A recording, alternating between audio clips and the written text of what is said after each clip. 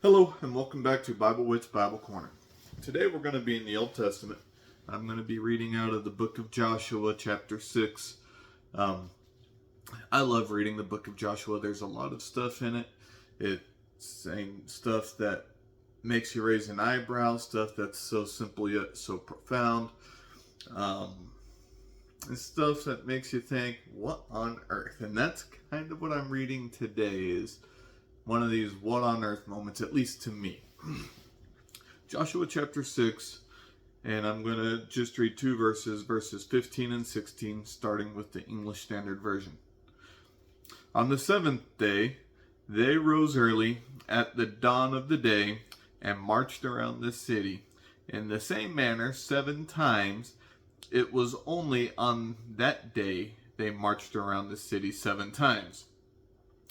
And at the 7th time, when the priests had blown the trumpets, and Joshua said to the people, "Shout, for the Lord has given you the city."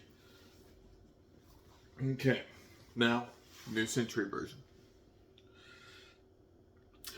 On the 7th day, they got up at dawn and marched around the city, just as they had on the days before, but only that day they marched around the city 7 times. The seventh time around, the priests blew their trumpets. Then Joshua gave the command, "Now shout, the Lord has given you this city." Okay, so this is part of their deal going in to this promised land so they can take it as their own. Jericho is one of the cities they needed to take over, conquer, so that they can inhabit it. So, just picture for a minute. You see a group of people marching around the city. They're not making any kind of a sound, just making one circle, camping at night. The next day, make a circle, camp. Do that for 6 days.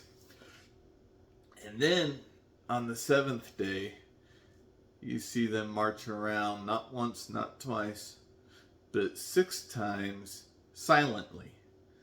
And then on the 7th time is when they make the noise.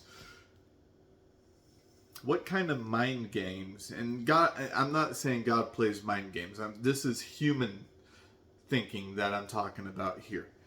What kind of mind games do you think the people of Jericho thought was happening?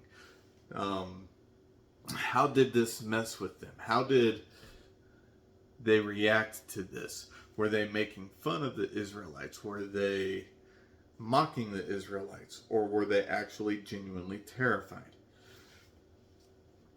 Like I said, God doesn't play mind games. God has a strict way of doing things, and it's done that way or no other way.